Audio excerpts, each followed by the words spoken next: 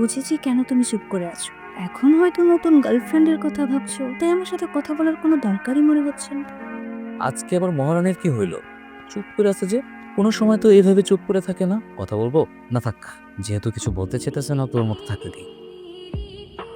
কি ব্যাপার, হঠাৎ করে এইভাবে কলার সাথে আরিয়ান এভাবে উঠে চলে গেল কেন? বিষয়টা তো আমার দেখতে হচ্ছে। আপনি চিন্তা করছেন কেন?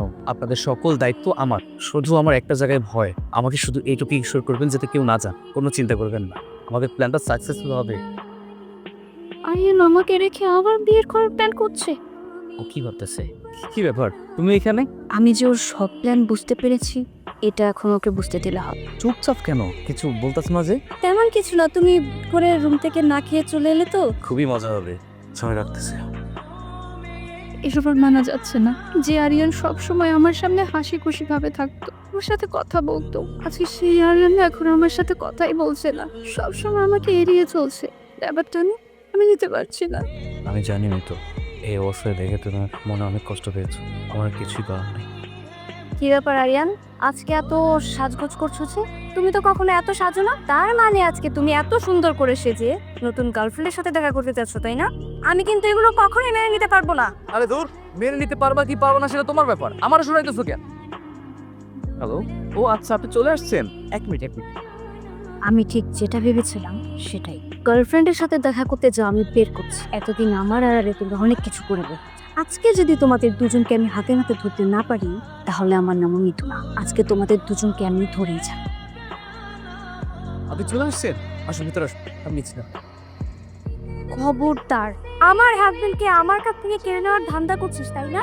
আমি বেঁচে থাকতে তা কখনোই হতে দেব না। চুপ করো, কি বলতেছো তুমি? তুমি জানো উনি কে? তুমি কার গায়ে হাত তুলছো? সে তোমার মা। জি, উনি আমার মা। উনি তোমার মা। বিশ্বাস যদি না হয় মুখটা করে দেখো। মা? তাহলে তুমি এতদিন কার সাথে এভাবে লুকিয়ে লুকিয়ে কথা বলতে? তোমার মায়ের সাথে। আমি জানি অনেকদিন হয়েছে তুমি তোমার মায়ের সাথে দেখা করতে পারোনি।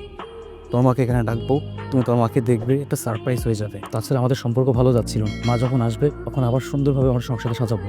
কিন্তু তুমি তুমি এটা কি করলে? শোন মা, ভালোবাসা মানে সন্দেহ না, ভালোবাসা মানে হচ্ছে বিশ্বাস। তুই যদি তোর স্বামীর প্রতিটি পায়ের দিকে নজর রাখিস, তাহলে সে হাঁটবে কি করে? একটা পরিবার গড়ে ওঠে ভালোবাসায়, কিন্তু টিকে থাকে বিশ্বাসে। তুই যদি সারাক্ষণ তোর স্বামীর পিছনে সিসিটিভি হয়ে থাকিস, তাহলে তো সে একদিন দেয়ালে গাছ হয়ে উঠবে।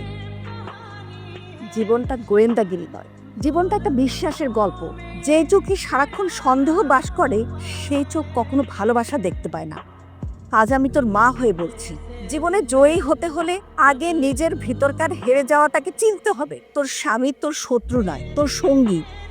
তার পাশে দাঁড়া, তার পিছু নয়। তাহলেই তো তোর সংসারটা হবে সত্যিকারের ঘর।